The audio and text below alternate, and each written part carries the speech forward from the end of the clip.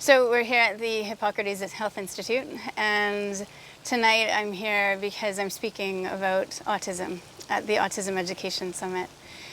And I'm here as a mom because we've been through quite a journey with our son. My boy was about one when we realized something was off and he started to lose language.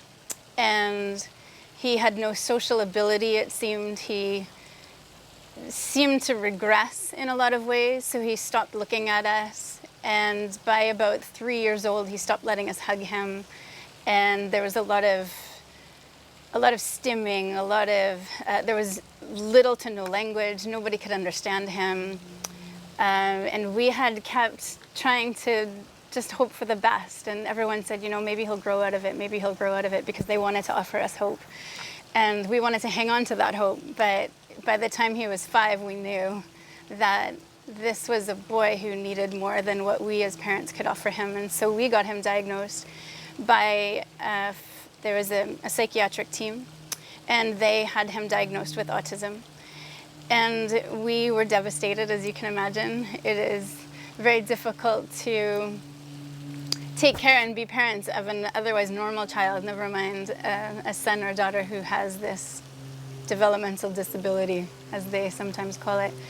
We had found out about 2 weeks before he was diagnosed that because of the stomach pains that he was having, that we probably should look into diet, because the doctors weren't helping us. They were not providing any support. They would ask random questions like, is he having a bowel movement every day? And we said, yeah, he was fine in that area. But they weren't asking important questions about that particular topic, which I'm now a specialist at. So what type of bowel movement is a good question? How much? And so he wasn't really going as much as a normal child would. But they weren't asking me that, and so I never thought to ask that. I never thought to think about that. We put him on a gluten-free diet because of my sister-in-law. That's where we started. And we were already vegan by that time. Prior to that, we had not understood anything about anything natural. When I was preparing a home for my baby, I was on the typical North American diet. I trusted everything that the doctors would tell me. I didn't change any of that when I was housing him. And we did everything that they told us to. But now looking back, I realized that we did not provide the support that he needed.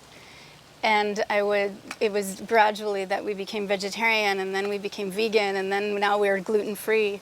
And it was only about 2 weeks before we started seeing him look at us for the first time and start to use syllables that we hadn't heard from him before. And when we got him diagnosed, we had talked to the psychiatrist about that, and we said, just recently we had put him on this gluten-free diet because of stomach pains, and I just started seeing him look at me. So, what do you think of that? And they completely just dismissed it, and they offered us 40 hours of therapy a week for him, which is obviously a full-time job for a child at 5. And so we started looking into, on the internet, gluten-free and autism, because we had seen a difference, and we weren't sure at that point whether it was connected, but I'd seen so much research on autism and gluten and dairy, and we thought, is it possible that that's what helped him in the last 2 weeks? And so we started on a journey where we went from gluten-free to dairy-free. Then we tried everything that they can throw at you. When you become a parent who understands that there is something else besides just what the doctors can support you in, you have gluten-free, dairy-free, candida-free diets, you have salicylates, you have phenols, you've got the yeast-free diets, which is the candida, you have all of these different IgG allergy diets. You can just go on and on with all of these diets. And we did all of them with amazing, amazing results. We saw him slowly but surely come back and back and back to us. And it was like removing a lot of these foods was helping his body to potentially heal itself, is what we realized. But then, unfortunately, another one of our children got sick. And that's when we discovered the Hippocrates Institute.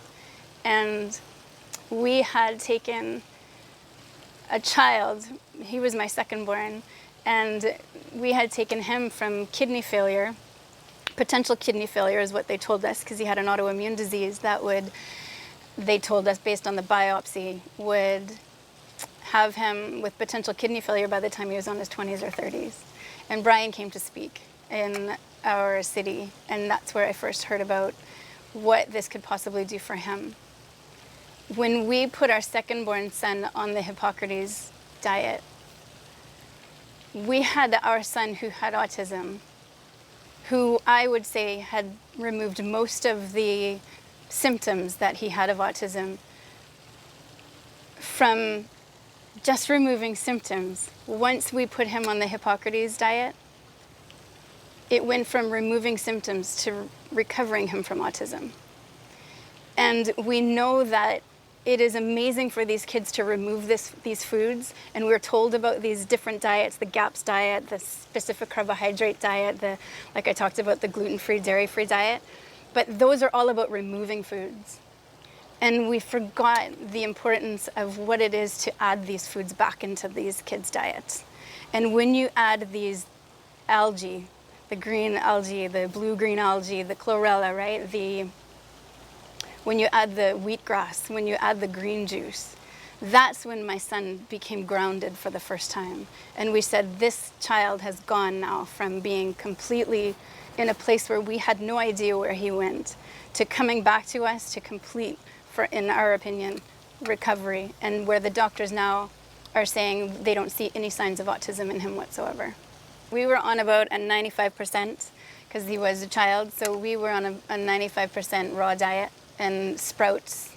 And we grew our own sprouts, we grew our own wheatgrass, we did the chlorella, we did the glutathione, which is another amazing thing that Brian had recommended to us with my other son, and it turned out it helped with him as well, which we know a lot of these autistic children have issues with glutathione processing.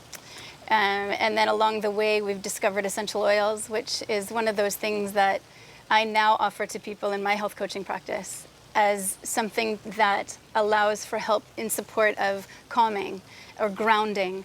And it takes them from, I'm going to just do this therapy, to, look, there's something that's a complementary therapy that you can add in the meantime, that when they're breathing in these essential oils, it can actually serve their bodies at the same time as doing these other therapies.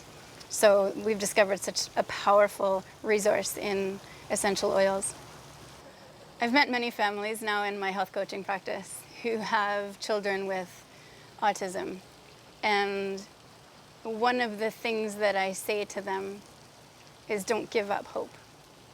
Because there is a place out there that can offer you something as a complementary therapy to what you're already doing. And it is about education. It is about doing the research yourself. And unfortunately, it's sometimes a part-time job to do the research ourselves. But find other families, because even if you aren't in the business of recovering your child, but what about a better night's sleep? Or what about removing some of the behaviors that could cause him or her to just have such a hard time with friends? Or what about just allowing some speech so that they can communicate just a little bit more than they did before? It's worth it. It's worth the fight. And yes, it's hard, but it's not impossible. And we just have to be all in. We have to be all in, and we have to